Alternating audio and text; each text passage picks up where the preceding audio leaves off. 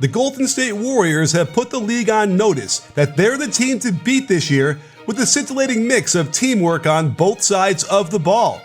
With a third-rated offense and top-rated defense and a historic net rating, it's certainly reasonable to say that they're favored to get to the NBA Finals. But there's one particular part of the game where they seem to soar to new heights, and the Brooklyn Nets found out the hard way that during the halftime break, Steve Kerr must be giving his players Michael's secret stuff.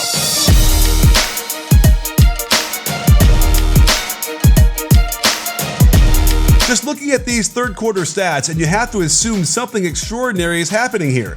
How is their net rating 20 points higher than the second place team? You might assume it must be Steph detonating from beyond the arc, but in fact, their offensive rating is comparable to a number of teams in the top 10. Move over one column and you see the answer. It's their defense that completely shuts down the other team regardless of their firepower and scoring prowess. So let's analyze what they did to dismantle the mighty Brooklyn Nets, they of the Harden Durant two-headed monster, and turned an entertaining and close game through the first 24 minutes into a rout so profound, Nets coach Steve Nash didn't even play his big guns at all in the fourth quarter. The Nets want to run a very common action where they hand off to Harden, who can attack with a strong left hand off an inside ball screen from KD. They have another ball screen with Blake so they can target Kevon Looney. Notice first how physical Wiggins is, staggering KD for a second, and Looney's aggression and length dissuade Harden from attacking. Wiggins denies middle penetration, putting enough pressure on the ball so Durant can't see Blake sealing Steph off in the lane. The secret sauce here is Looney's hustle to cover the mismatch, and the length on the ball causes a pass that's way off target, and the shot is erased. The Nets want to force a switch of Curry onto KD. Watch how they defend this. Curry waits for the action to come to him in order to delay the pass to KD until Draymond can recover. He knows Mills is a spot-up shooter and not a guy who wants to cut back door. Check how active Looney is on that weak side block, ready to cover for this anyway. Curry's position let Draymond hustle back onto KD and use his ridiculous wingspan to contest this shot perfectly. The Warriors are always well prepared to guard their opponent by personnel. Knowing Blake Griffin is shooting 17% from 3, they can ignore him on the pick and pop to contain Harden. Having Draymond on KD makes this a fair fight for the Warriors, and just look how locked in he is to prevent the drive and pressure the pass. He just got a little too feisty and the foul is called. Draymond might be the only player in the NBA that plays better when his equilibrium is unbalanced, but most players need that sense of serenity to perform at their best. You can achieve that type of harmony by using Calm, the #1 app for sleep and meditation. Just watch Steph do his Neo impersonation, totally calm, in the moment, and you'll see why this app is so important to you. Use Calm's guided meditations and weekly programs to help you find a new level of peace and unlock your true performance. I can also help you save 40% off their premium subscription by clicking on the link below at calm.com/bball.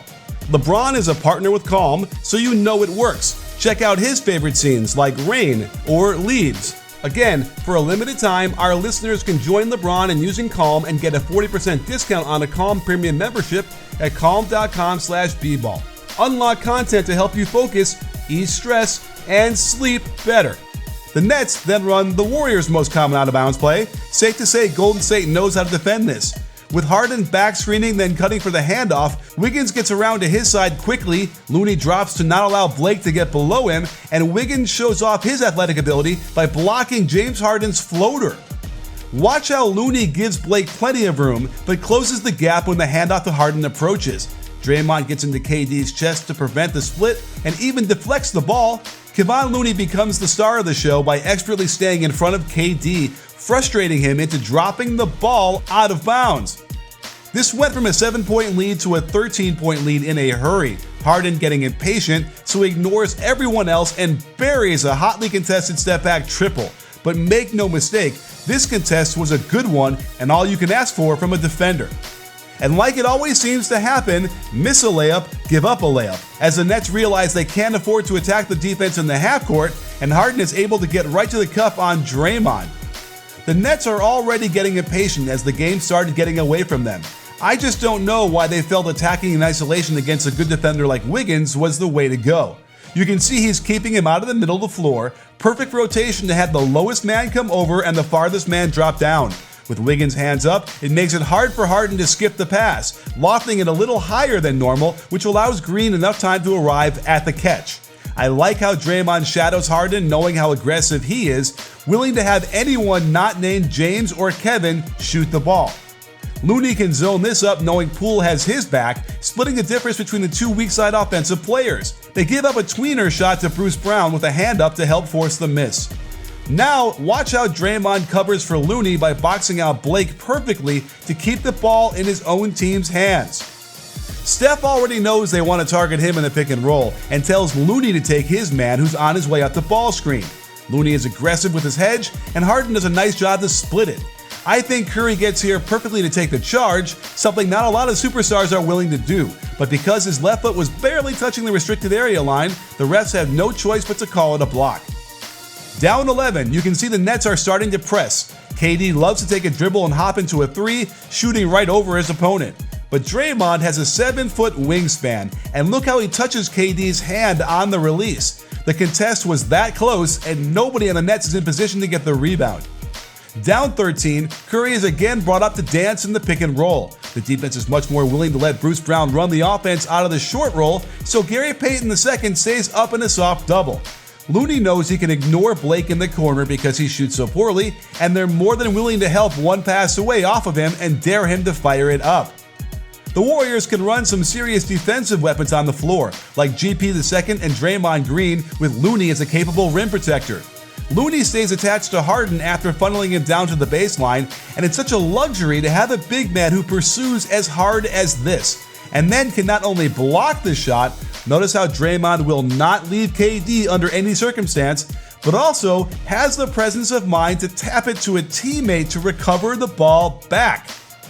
Being in the right position with a lot of energy to cover ground will wear down any team, and once the score loosens up, they'll start jacking up quick shots. With Harden and KD on the same side and only one defender, this should have been an easy bucket. But Payton hustles to contest, notice how it throws off KD's landing, and this should have been a foul on Draymond, but somehow they get the benefit of the doubt on the road. The Nets didn't seem to have a game plan for how they wanted to attack, and this play went awry as Aldridge kind of tried to screen for KD, but then moseys over to set a ball screen, but the shot clock was under 10 by this time, and the screen was set for Harden to go to the side where there were already three teammates standing. Look at the wall formed and a non-shooter in Bembry in the corner. Harden's only choice was to throw back to the left side, and Payton just erases this pass. The pressure in the backcourt takes precious seconds off the shot clock, and running this through Bembry allows Lee to give him a few feet of space as a non-threat. What's special about Draymond is he can attempt to deny this pitch to Durant, but then turn and run fast enough to not only cut KD off, but elevate to contest what is normally like a layup for him. This might have been the only defensive possession I'd give them an average grade on. I love how physical Poole is on Mills trying to sprint to the corner.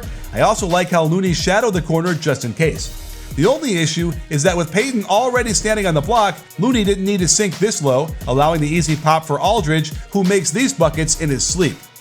In transition, Looney found himself stuck on Harden. Perfect rotation as Draymond, the lowest guy, slides over with a strong in-the-air contest, forcing the pass to flutter on the way to the corner. Payton X's out when he sees Poole tied up with a flare screen and is there in time to get a hand up and influence this miss. This is the defense they play the whole game, with a focus on positioning and rotations. Looney has to step up to stop a potential shot from the marksman Patty Mills. On the penetration, the lowest man rotates over and the farthest man has to split the difference between the corner and the wing. Payton reads it perfectly, and though he doesn't ultimately get this steal, it forces the Nets to run hurry-up offense without much time left on the shot clock. While Payton initially was on Aldridge, Looney is there to communicate to tell him to pick up Mills. Lee is forcing Harden to his right and right to Looney. Payton gets kind of close to offer some resistance, and because of that earlier deflection, there wasn't time for one more pass to the open Mills. It's not fair that Steve Kerr can insert Andre Iguodala into the lineup.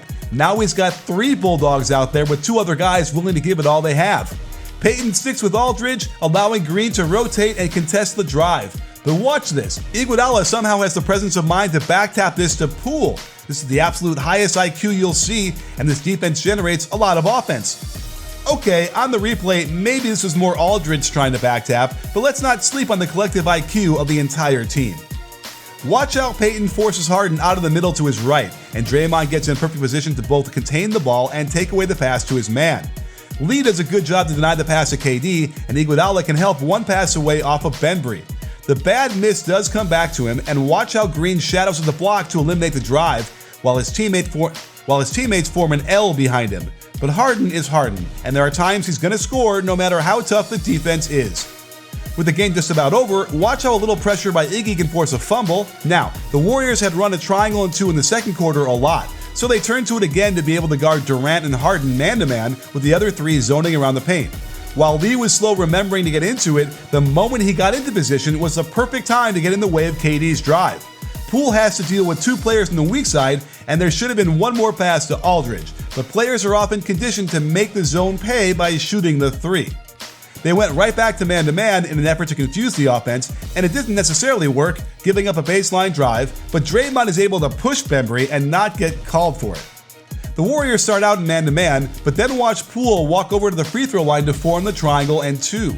Now Harden is facing a natural double team, but Aldridge smartly pins down Draymond, who can't get around in time to stop this nice little floater. But the damage was done, their hearts were broken, and Steve Nash didn't even play Durant or Harden in the fourth.